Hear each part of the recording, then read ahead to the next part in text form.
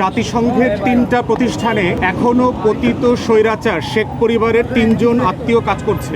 সরকার এবং বাংলাদেশের জাতিসংঘের অফিস তাদের যৌথ আয়োজনে একটা মতবিনিময় ছিল জাতিসংঘের যিনি মহাসচিব বাংলাদেশ সফরে এসেছেন তার সাথে। এই ঈদে জামা জুতো অ্যাক্সেসরিজের ডিসকাউন্ট এবং এই সফরে বাংলাদেশের 2টা বড় স্টেক হোল্ডাররা উপস্থিত ছিলেন।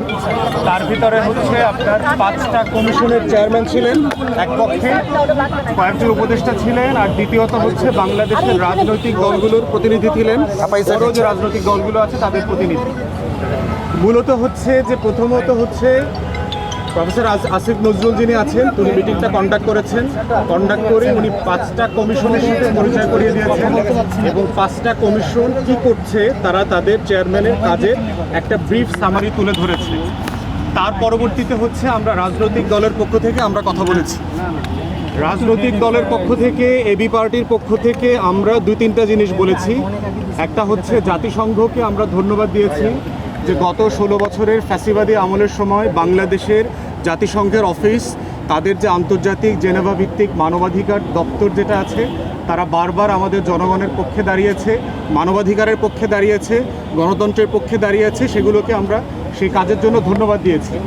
একই সাথে আমরা ধন্যবাদ দিয়েছি যে গত মাসে জাতিসংঘের মানবাধিকার দপ্তরের পক্ষ থেকে যে জুলাই আগস্ট গণহত্যার প্রতিবেদন দেওয়া হয়েছে 114 পৃষ্ঠার, সেটা প্রস্তুত করবার জন্য, এটা বাস্তবায়ন করবার জন্য কিছু সাহায্য দরকার, সেটা আমরা আমাদের পক্ষ থেকে বলেছি।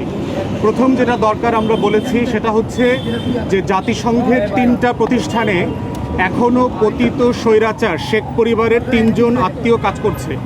আমি জাতিসংঘের মহাসচিবকে বলেছি জাতিসংঘ যেহেতু মানবাধিকারের বিচার চায়, ইনসাফ চায়, ইনসাফটা শুরু করতে হবে জাতিসংঘের নিজের অফিস থেকে। এবং এই 3 জনের ব্যাপারে বলেছি যে বিশ্ব স্বাস্থ্য সংস্থায় শেখ হাসিনার মেয়ে কাজ করছে, ইউএনডিপিতে মানে সুশাসনের উপদেষ্টা হিসাবে ববি কাজ করছে, রেহানার ছেলে, এবং রেহানার ছেলে ববির বউ কাজ করছে আইওমেতে, মাইগ্রেশন অর্গানাইজেশন যেটা আছে সেটা ব্যাংকক বেস, সেখানে কাজ করছে।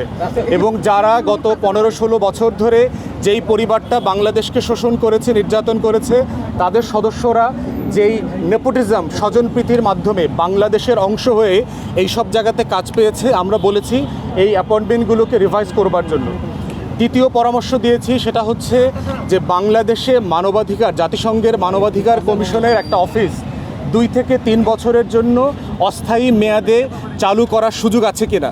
তাহলে গণহত্যার বিচার, মানবতা বিরোধী অপরাধের যে বিচারের দায় বারবার এসছে, এই বিচার প্রক্রিয়াটাকে দেখাশোনা করা, এটাকে যদি কোনো টেকনিক্যাল অ্যাসিস্ট্যান্সের প্রয়োজন আসে আন্তর্জাতিক মান রক্ষা হচ্ছে কিনা, যেন এই বিচার প্রক্রিয়া নিয়ে ভবিষ্যতে কোনো প্রশ্ন তৈরি না হয়, তাই জাতিসংঘ যেন সেই মানটা ধরে রাখতে পারে, তাই আমরা বোধ করছি যে এইরকম একটা অফিস 2-3 বছরের জন্য স্বল্প মেয়াদে প্রতিষ্ঠা করা যায় কিনা। তৃতীয়ত বলেছি যে রোহিঙ্গাদের ব্যাপারে নিরাপদে প্রত্যাবর্তন করবার জন্য জাতিসংঘ যে প্রয়াস চালিয়ে যাচ্ছে, অন্তর্বর্তীকালীন সরকারের সাথে একমত হয়ে এটা যেন আরও বেগবান করা হয়। এটা হচ্ছে মোটা দাগে আমাদের ব্রিফিং ছিল। Thank you.